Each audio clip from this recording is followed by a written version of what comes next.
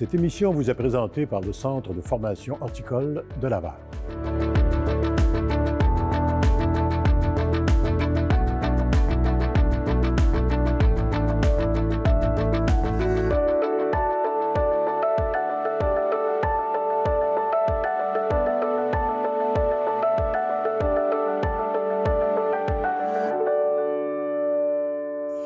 Bonjour et bienvenue à Horticulture. Aujourd'hui, le thème de l'émission sera les fruits. Nous allons donc nous rendre à Berthier, dans un vignoble consacré uniquement à la culture du raisin de table, et ensuite à Laval, dans un verger urbain. Christian?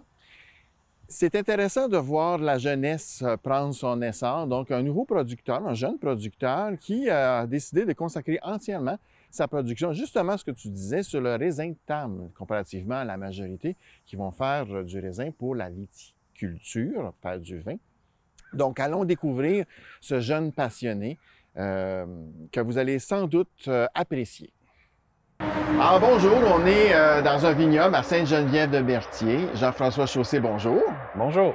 Tu es propriétaire d'un vignoble, un vignoble particulier qui s'appelle... Vignoble du Vent-Maudit.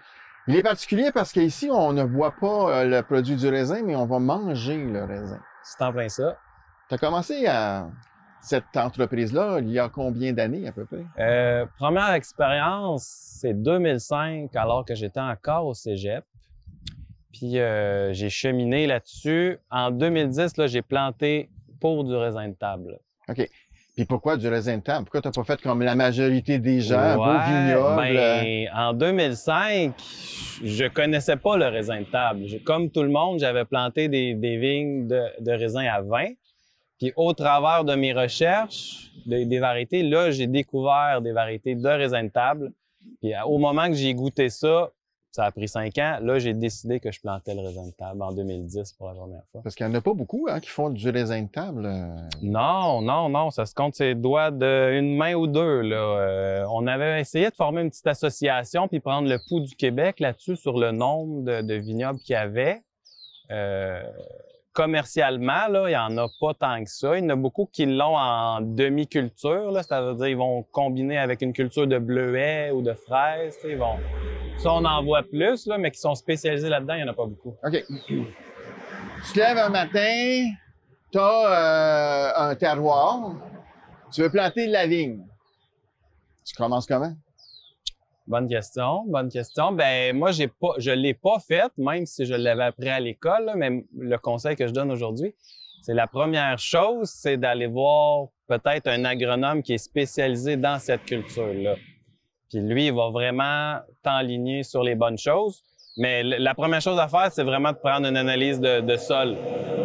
Vraiment. De voir aussi si c'était dans une région assez chaude pour faire cette culture-là. Ça, c'est une Mais de parler avec un agronome là, spécialisé dans la culture, c'est... Toi, tu avais la chance de venir d'un milieu agricole. Ouais. C'est les terres de tes parents. Enfin ça. Donc, tu t'installes. Aujourd'hui, tu as combien de vignes de planter? Là, environ 10 000 vignes. Ça, c'est sur 2,7 hectares de vignes. Ouais, peut-être commercialement, j'ai 8 variétés différentes. OK.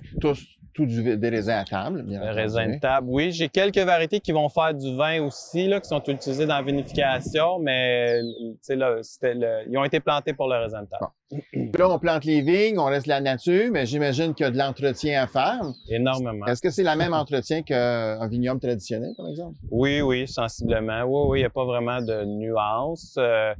Peut-être au niveau des engrais, il y a des petits ajustements parce que le raisin de table, on veut quand même quelque chose de gros, juteux. Contrairement au raisin à vin, là, on va prioriser des sols pauvres, faire un raisin plus petit mais plus concentré. Nous, c'est moins là-dedans qu'on joue. Là. On veut vraiment une belle apparence esthétique du raisin. Ça, c'est important. Dans le raisin à vin, c'est vraiment moins important. Puis avec un bon goût, évidemment. Oui. Les variétés sélectionnées sont toutes sélectionnées pour leur goût, pour soit sans pépins ou peu de pépins, parce que c'est quand même quelque chose d'important là, dans cette culture-là. Pour la dégustation. Est-ce que tu récoltes tout ça? Ça va en faire du raisin, là? Oui, environ une moyenne de 18 tonnes par année, 18-20 tonnes par année qu'on cultive. qu'on va produire. Puis on est peut-être, moi j'ai des ouvriers là, engagés à l'année. Là, on est une vingtaine, plus une douzaine là, dans le temps des récoltes pour ça. Puis là, ta récolte, tu la distribues sur le marché public? Parce que ça fait C'est quand même, comme je te très- disais tantôt, ça fait quand même bien du raisin en même temps. là. Oui. Oui, ben j'ai plein de canaux là, de distribution. Nous, on fait l'autocueillette à la ferme qui dure tout le mois de septembre. Après ça, ben, les raisins sont certifiés biologiques. Donc, je suis associé avec beaucoup de fermiers de famille qui font des paniers Ouais. bio.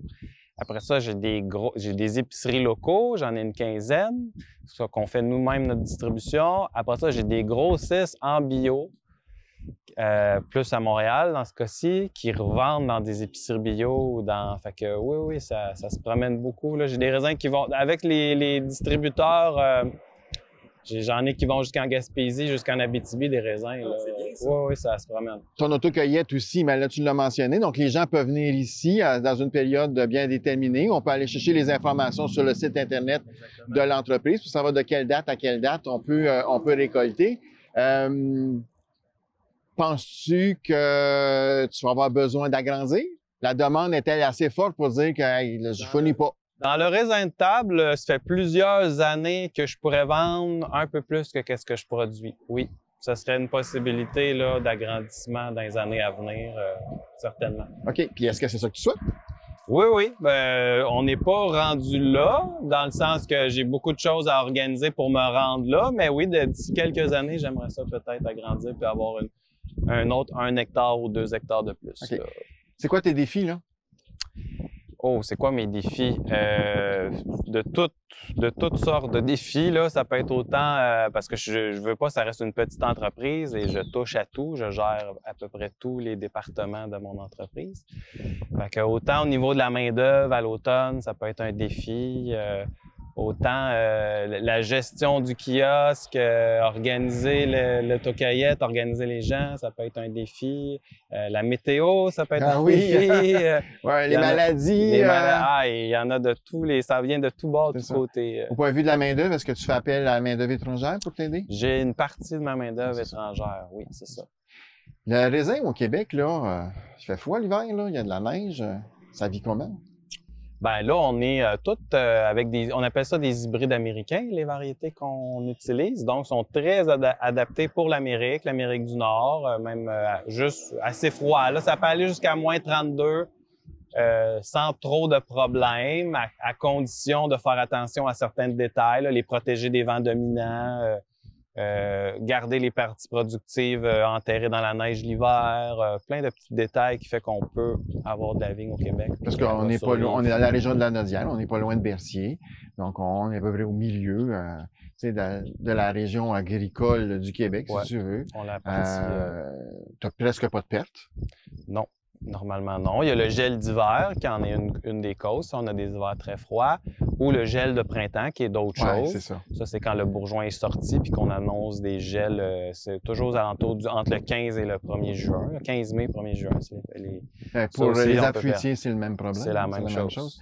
J'ai vu aussi que tu vends aussi des pousses de vigne. Oui, producteur de plants de vigne. Fait que les gens qui veulent partir des vignes à raisin chez eux peuvent acheter directement ici. C'est toujours au printemps qu'on fait ça. Là. Les vignes sont prêtes à planter début juin, puis sont préparées au printemps. Là. Puis là, tu donnes des conseils, évidemment, qui vont avec, puis tout ça.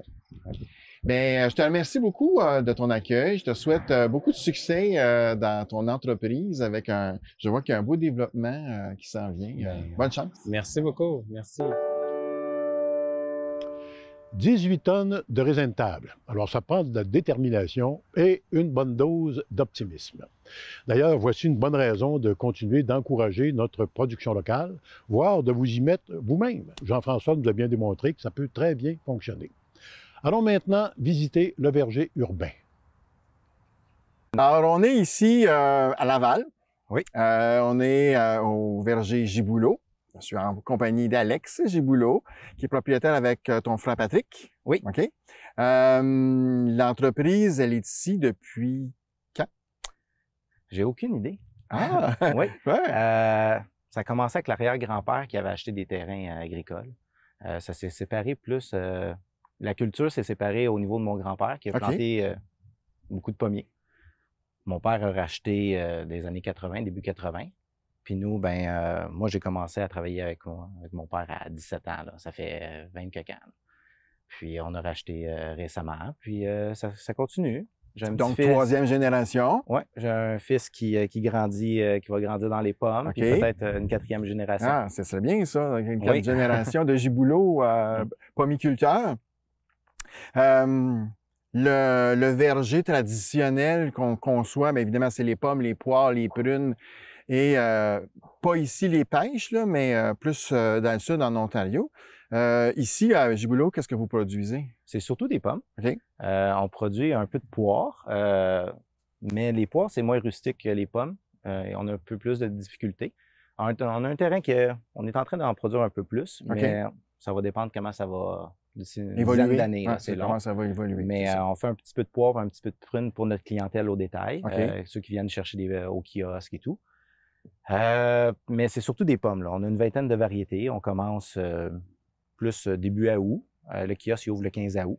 Les gens peuvent venir cueillir leurs pommes en famille jusqu'à, mettons, 3e semaine d'octobre OK. environ. C'est sûr que rendu là, les pommes sont plus mûres. Il faut aimer une pomme qui est un peu plus mûre, plus sucrée. Mais quand on a une bonne récolte, on se rend quasiment jusqu'à fin octobre pour l'autocueillette. Parce que dans tes variétés, évidemment, tu as des pommes qui sont plus hâtives, tu as des pommes qui sont un petit peu plus tardives. Donc, ça permet, on peut même venir 2 puis 3 fois à faire Il y en a qui l'autocueillette. viennent quasiment à chaque semaine. Ah oui? Ouais, il y en a qui mangent beaucoup, beaucoup de pommes. OK. Puis ils commencent à venir tôt en saison. Puis ils viennent. On reste ouvert au détail jusqu'au 15 décembre. Ah, Donc, quand même, ceux OK. qui veulent acheter des paniers de pommes, que ça coûte moins cher, puis ils sont pas traités à la cire ou quoi que Ah, ce ouais, soit. c'est ça. Ils veulent venir chercher directement du producteur. Ils sont capables de venir chercher leurs pommes. Ça te fait combien d'arbres, ça, en tout? Je les ai pas toutes comptées. On a environ, je dirais, on a environ pas loin de 25 hectares. OK, quand même. Mais tu sais, 25 hectares, 2,5 hectares de nains, tu peux avoir plus que 3000 arbres dans un hectare de standard, ben, t'as pas 400 arbres. Là. Ouais, c'est ça. Tu sais, dans le semi-nain, comme ici, c'est environ 440 arbres à hectare. Donc, ça dépend toujours du secteur. Là. OK. On a des vieux secteurs que mon grand-père a plantés, que les arbres, les rangées sont aux 30 pieds. Les pommiers, il y a des troncs les gros troncs comme sont ça. Les immenses. gens, quand ils viennent marcher, ben, des fois, ils ont des petits arbres parce qu'il y en a qui sont morts. Il y en a qui ont des moyens, puis ils tombent sur un gros Kirkland qui a 60-80 ans. Là. OK. Ah, c'est Donc, impressionnant. Puis il oui. produit autant? Produit autant. Un petit pommier, des fois, va faire de la plus belle pomme. Pas nécessairement de la meilleure pomme. Des fois, tu as un peu moins de coloration dans un arbre plus vieux. OK. On fait aussi la taille d'été pour essayer d'améliorer la lumière qui rentre dans l'arbre et tout. Améliorer la coloration, permettre à la lumière de justement jouer son rôle. Là, c'est beau, là, tous ces arbres-là, puis l'autocueillette, mais j'imagine qu'il doit en rester. Qu'est-ce que vous voulez Ben, dire? dans le sens que le monde ne prenne pas toutes les pommes. Ouais, ça se vide pas mal. Ah oui, hein, qu'en autocueillette? Dans l'autocueillette, on a trop de pommes. Une année qui est une belle année de récolte, c'est sûr, on a trop de pommes. OK. Une année que la récolte est moins bonne, ben notre trop de pommes sert pour la cueillette parce que nous, c'est notre principale Industrie, c'est ta la niche, c'est clientèle. ça, là, Ouais, c'est ça. on est en plein milieu, on est à Laval. Donc, Ouais, c'est ça. les gens, ils viennent ici. Puis, c'est la priorité, c'est de leur laisser le plus de pommes possible pour la cueillette. OK. Là. Ce qui te reste, est-ce que tu fais de la transformation de produits? Oui, on transforme depuis quelques années. Les tartes sont vraiment populaires ici. Là. On fait beaucoup de tartes, on fait du jus de pomme. On n'a pas encore commencé la transformation pour faire de l'alcool. Ouais. C'est quelque chose qu'on aimerait faire Mais ça, prochainement. c'est un peu plus mais compliqué parce que ça a des permis. Oui, puis c'est ça. Ça va demander ça va quelques faire. années et tout. Ouais, c'est ça. Ouais. OK. On- On développe. On développe tranquillement. Justement, tu t'en vas où là, avec ton verger? on s'en va vers une belle saison 2024. là. OK. On- Veux-tu développer plus? Veux-tu agrandir ton verger? On est déjà trop gros pour qu'est-ce que... OK. Tu sais, ça reste quand même du détail. On n'est pas... Tu sais, il y a des grands vergers, mais que c'est Ils vont faire de la ils envoient ça à la production, vanne. c'est ça, C'est c'est ça. pas...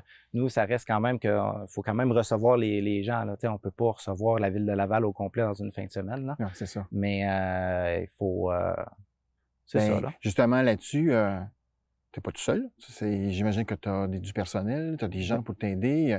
Le pommier demande beaucoup d'attention, là. C'est quoi ton staff en bon français? C'est surtout familial. OK. J'ai des travailleurs étrangers qui font un très bon travail. Ouais. Une chance qu'on les a. Sans eux, Mais, l'industrie agricole au Québec serait pas viable bien. on est 3-4. Il y a moi, mon frère. Il y a deux travailleurs québécois avec OK. nous pour la saison, pour OK. la récolte. C'est sûr, quand on arrive à la saison, mettons, Décembre, quand on arrive, janvier. non, mais quand on arrive je dis ça, pour emmener à la récolte, OK. Qui on est deux, il y a deux travailleurs OK. qui sont avec vous. sont C'est ça, avec qui sont nous joints avec du vous. Québec.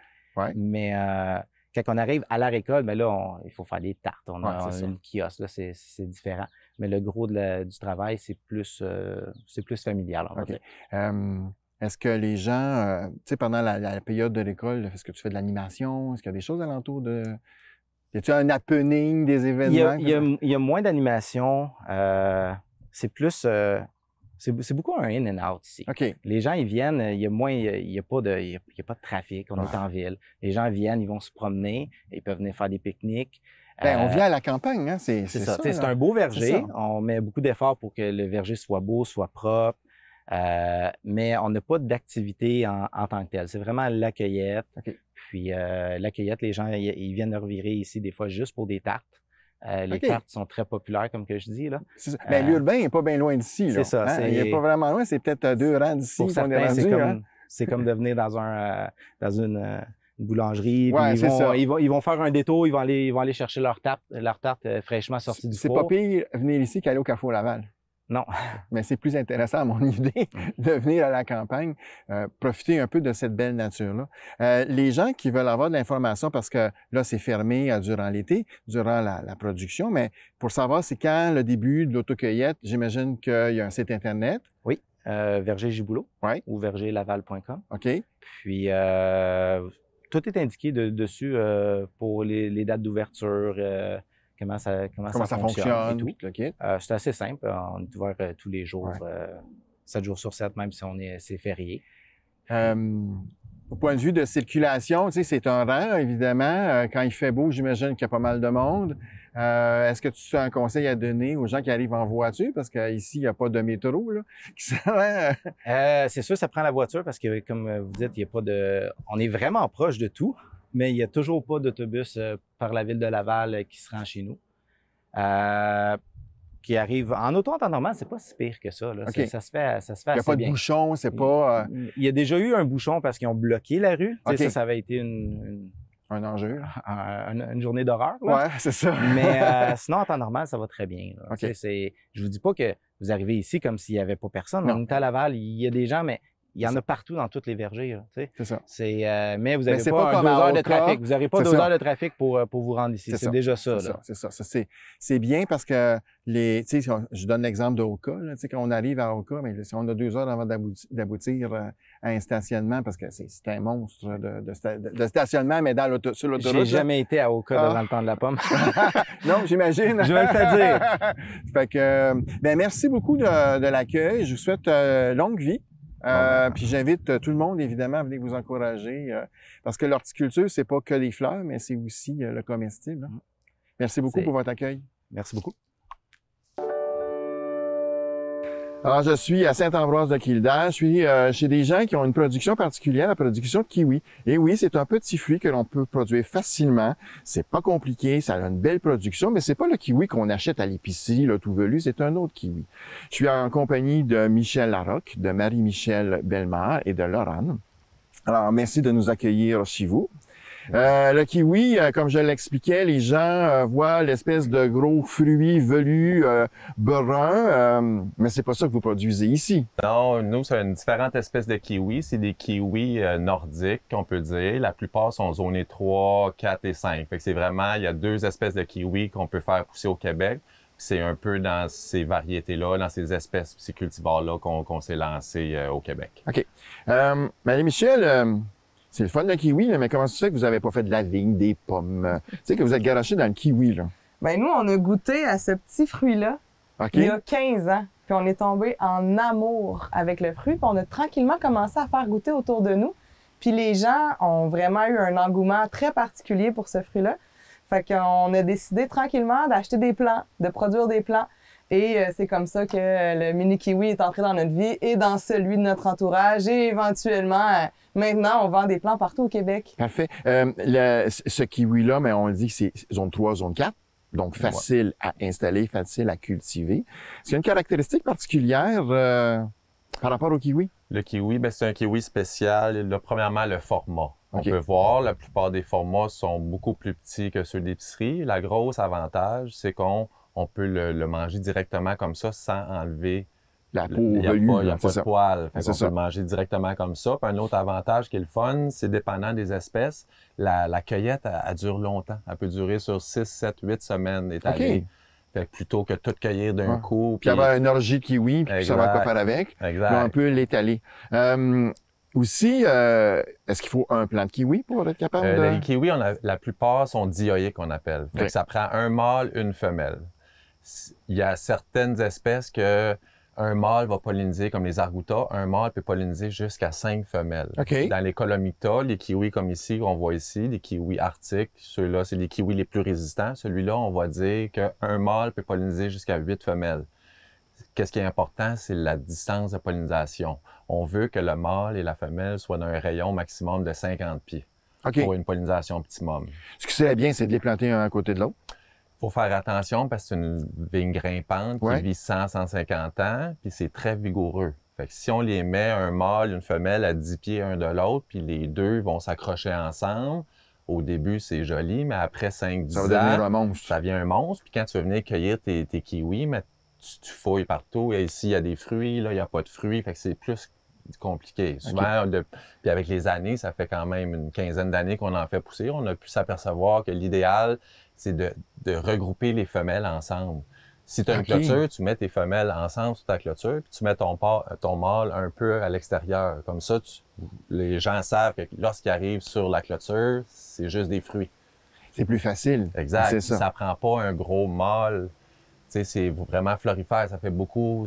Ça va faire beaucoup de floraison, pollen. Beaucoup de pollen. Fait que tu n'as pas besoin d'avoir un gros mâle qui mesure 40 pieds d'eau. OK. Ça peut être un tout petit arbre qui va polliniser des milliers de fleurs femelles. Marie-Michel, c'est peut-être curiosé, mais c'est quoi la différence entre un mâle et une femelle? Ben en fait, si on parle, c'est l'intérieur de la fleur. C'est OK. vraiment l'intérieur de la fleur qui va nous permettre de sexer correctement mâle-femelle, peu importe l'espèce. Arguta ou Colomicta, comme il parlait. Par contre, le mâle du Colomicta, lui, est ornemental. Fait qu'il va faire les feuilles roses et blancs. Fait que là, on va avoir un grand mur de feuilles roses et blancs. Fait que ça, c'est magnifique, là, dans un jardin. Donc, c'est une plante qui est intéressante parce qu'elle est facile d'entretien, elle est ornementale, elle est productive parce qu'elle fait des fruits. On peut l'installer sur des clôtures, on peut l'installer sur un mur, mais est-ce qu'elle a besoin de soutien? Ça n'a pas de vrille ou ça n'a rien pour s'accrocher? Ouais, là? il n'y a pas de ventouse. Fait que justement, ça prend une structure. Soit une pergola, soit un treillis, ça peut être un morceau de bois, ça peut être une arche, peu importe. Puis c'est comme ça qu'on fait pour la contrôler. T'sais, si on met une clôture de 100 pieds de long, puis on plante le plant sur la clôture, le plant va vouloir mesurer 100 pieds de long. Si on le place sur une arche qui mesure 6 pieds de haut, le plant il va pousser sur l'arche, puis un coup qu'il est sur l'arche, il va juste faire beaucoup plus de fruits. Il y aura plus de croissance. OK. C'est pas envahissant comme une vigne vierge, par exemple, Non. qui rejette de partout, puis qui Non, c'est ça s'installe. qui est le fun. C'est un autre avantage, justement. Il n'y a pas de drageon. Ça ne drageonne pas. T'sais, les plants qui ont 30-40 ans, ils vont peut-être faire un drageon, mais c'est pas quelque chose. C'est à un tronc, puis ça reste comme un arbre. OK. Bien, très intéressant en plus. On vient d'ajouter un élément de plus au point de vue d'intéressant. On s'achète ça où? Des plants de kiwi? Parce que, tu sais, dans les centres de jardin, on va vendre des kiwis, évidemment. Tantôt, tu me mentionnais qu'il y avait des kiwis qui pouvaient être auto-fertiles. Auto-fertile. Mais le temps de production est très long. Donc, souvent, le Ouais. fruit n'arrive pas à maturité. On n'est pas capable de le récolter. C'est ça. Donc, c'est mieux d'avoir deux plants séparés. Oui, on est mieux d'aller dans le mâle-femelle, autant dans le colomicta que dans l'arbuta. Il y a certains endroits, comme tu dis, dans les centres jardins, dans les gros centres jardins, on va retrouver un kiwi qui s'appelle Hisai. C'est un arguta, c'est une femelle parthénocarpique. Elle est capable par elle-même de produire des fruits. Par contre, le problème avec ce cultivar-là, c'est que les fruits, souvent à maturité, c'est 150 jours pour avoir un fruit à maturité. Au Québec, On n'a pas ça. on tombe Non, c'est beaucoup ça. trop tard. Même en Europe, souvent, ils vont le cultiver en serre, ce cultivar-là. Fait que pour le Québec, c'est un des seuls cultivars qu'on veut pas avoir. Il y a Ouais. des gens à Montréal, à zone 6, qui réussissent un peu à en avoir. OK. Si je veux en acheter de ces kiwis-là, vous vendez des kiwis, vous êtes producteur de fruits, mais aussi producteur de plants. Oui. Nous, Nous sommes principalement producteurs de plants. OK? Les fruits, on travaille en collaboration avec des gens qui veulent les transformer puis tout ça. Mais OK. on est principalement producteurs de plants parce que nous, notre but, c'était que les gens puissent en avoir à la maison, comme nous, on en a eu à la maison, et également pouvoir fournir des vergers ou des producteurs agricoles et autres qui veulent se diversifier, C'est ça. avoir des champs de kiwis, etc. Moi, je trouve ça intéressant parce que, tu sais, par exemple, dans une garderie avec une clôture, on pourrait installer justement des kiwis, cacher la clôture, puis deux, mais c'est le fun Ouais. pour les enfants parce que c'est comestible. Il y a plusieurs avantages à utiliser ce type de kiwi-là. oui. Puis un autre avantage qu'on parle pas souvent, c'est que le fruit mûr ou pas mûr, il est vert. OK? Fait que, tu sais, pour les oiseaux, pour les animaux, ça Attractif. signifie un fruit qui est pas encore prêt. Fait que souvent, on dit qu'il n'y a pas de ravageurs ou peu de ravageurs. Puis un deuxième exemple, c'est que souvent, tu vas avoir des fruits qui sont mûrs, mais tu n'as pas les guêpes, tu n'as pas les insectes qui viennent piquer les fruits, comme les vignes que tu parlais tantôt. Les vignes ou les pommes ou les qui tombent et ainsi de suite, là, c'est Fait que, ça. tu sais, souvent, on va les mettre sur une pergola, puis ça remplace la vigne. On peut aller s'asseoir en dessous, on peut manger sans être dérangé par des milliers de guêpes. Puis le fruit, mais il tâche pas. Fait que même s'il tombe à terre, ça fait pas un gros... tu sais, Une tache ou une grosse tache c'est ça. rouge ou pas contrôlable. Comme on pourrait trouver avec les pommes, les poires. Ouais. Pas les poires ici, mais les plus Ouais. les prunes, là, par exemple. Si on veut s'acheter justement de ces fruits-là ou de ces plants-là, j'imagine que vous avez un site Internet. Oui, absolument. On a un site okiwi.ca, donc www.okiwi.ca. Alors, vous pouvez, on a une page Facebook, on est sur Instagram, etc. Fait Puis que vous êtes nous souvent aussi écrire, au printemps, dans les marchés publics. on fait des événements, tu fais des effectivement. événements, c'est ça. On fait les marchés publics, on donne des conférences, et etc., etc. Des ateliers aussi. Donc, vous pouvez nous rejoindre sur notre page Facebook ou sur notre site Internet. Bien, merci à vous deux, à vous trois, puis à vous quatre, parce que la petite dernière vient d'arriver. Je vous souhaite bonne chance, parce qu'en 4 ans, vous êtes parti d'un champ agricole à une belle production. Je sais aussi, avant de terminer, que vous faites autre chose que du kiwi. Notre principale activité, c'est vraiment les kiwis, mais on est un peu... On appelle ça la folie, là. C'est une grosse collection de fruitiers. Fait que tous les fruits qu'on n'a pas, je fais beaucoup de greffage, fait qu'on est capable d'avoir des fruits, on a des kakis, des papas, on est capable d'avoir plein de fruits Ah, cool. qu'on trouve pas, des poires asiatiques ou dans notre climat surtout, parce qu'ici on est à Saint-Ambroise-de-Kildare, on est dans un zonage 4A. Fait que c'est plus difficile que si je serais à Laval, là. Ouais, c'est ça. Fait que si en greffant, on réussit à sauver des zones et avoir des fruits qu'on pourrait pas faire pousser ici. Là. Ben, ça C'est permet intéressant, là. justement de développer la production de fruits hors zone, Ouais. puis d'avoir des choses qui sont un peu plus rustiques puis un peu plus adaptées à des climats Ouais. moins favorables. mettons. Exact. Fait que merci encore à vous deux, puis bonne Ça me fait chance. plaisir. Merci. C'est terminé pour aujourd'hui. Alors, nous vous invitons, vous aurez beau cuisiner une magnifique tarte aux pommes accompagnée d'un jus de raisin. Merci à nos invités et leurs collaborateurs. À la semaine prochaine. À toutes et à tous, bon jardinage.